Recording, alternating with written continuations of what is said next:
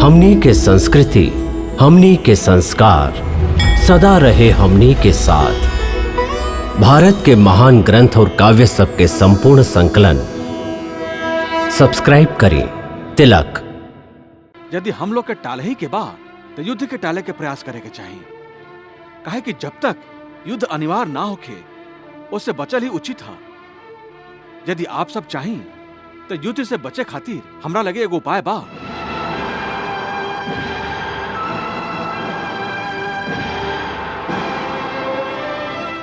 का उपाय बा मधुसूदन? शांति के प्रयास।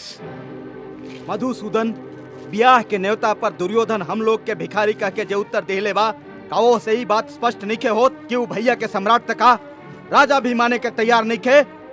दोसर शब्द में वो हम लोग के हमार राज्य लौटावल ही नहीं खे चाहत। तब वो हम लोग कौरव लोग से शांति की अपेक्षा करी का उचित होई? दुर्योधन के मन में जो खोट बा ओकर आप सब एकदम सही अनुमान लगौली। दुर्योधन संधि के अनुसार पांडवन के इंद्रप्रस्थ वापस ना लौटे हैं। तो ठीक बा, पहले बियाह हो जाए ओकरा बाद हम अपन मांग लेके दूत के हस्तिनापुर भेजब।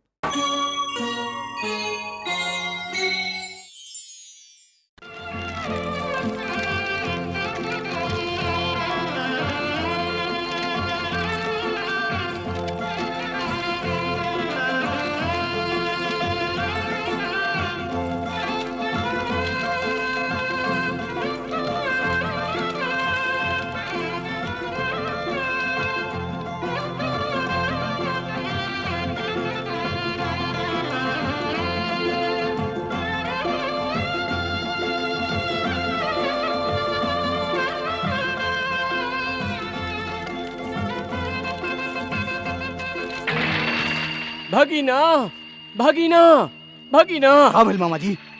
अरे सब कुछ उथल पुथल हो गई। उथल पुथल? हाँ, तो इतना तो जानत बड़ा ना कि विराट नगरी में अर्जुन के बेटा अभिमन्यु के बियाह राजकुमारी उत्तरा के साथे संपन्न हो गई है। हम सब कुछ जानत हैं मामा जी, सब कुछ जानत हैं। बाकी आप काहे अपन बुद्धि ओ बुद्धू पांडवन के ऊपर खपा रहा हैं? भगीना, ए बियाह में सम्मिलित सब राजा महाराजा के सूची देख के हमार आग फटल के फटल रह गई, जबकि हम लोग ऊ लोग के भिखारी कह के घास तक ना डरली। भगीना, इतना तो तू समझ ही रहल बाड़न ना कि एकर माने ही भइल कि सब राजा महाराजा युधिष्ठिर के भतीजा के बियाह में सम्मिलित होके ए बात के प्रमाण और आश्वासन दे रहल बाड़न कि ऊ अभइयों युधिष्ठिर के ही अपन सम्राट मान रहल बाड़न। भगीना, अब एह बनवासी पांडवन के निर्बल समझल बहुत बड़ भूल होई। हाँ मामा जी, आप बेकार में चिंतित हो रहल हैं। पांडव चाहे कितनो बलवान हो जास, उनकर बल हमार छल के सामना ना कर सके। हम छल कपट के साम्राज्य के सम्राट हैं, सम्राट। हाँ, और हमेशा हम सम्राट रहब मामा जी। भगीना, ए भ्रम में रह के त दशानन रावण भी मारल गईल रहे। एक बात हमेशा ध्यान रखा भगीना, राजपाट कभइयों भ्रम और निश्चिंतता से ना चलावल जाए।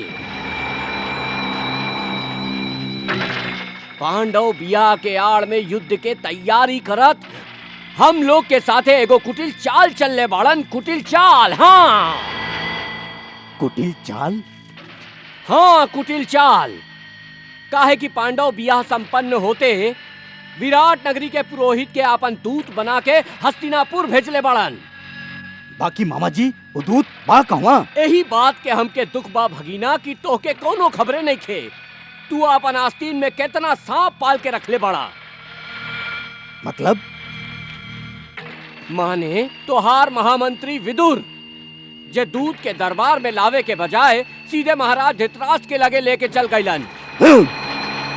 यदि अभइयो तू समय गंवईबा तो हमके डर बा भगिना कि कहीं महाराज धृतराष्ट्र पांडवन के उनका राज्य वापस देवे के भूल न कर बैठस। ना मामा जी ना, ई कबो ना होई। हाँ, हम पांडवन के उनका राज्य कबो ना लौटाई।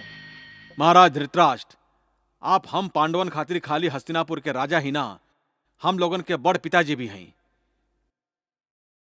ऐसे संधि के अनुसार हम अपन अधिकार और इंद्रप्रस्थ के वापसी के मांग हस्तिनापुर के महाराज से करत हैं और अपना बड़का पिताजी से ये निवेदन करत हैं कि वो हमार राज्य सहित हमार अधिकार भी लौटावे के कृपा करब।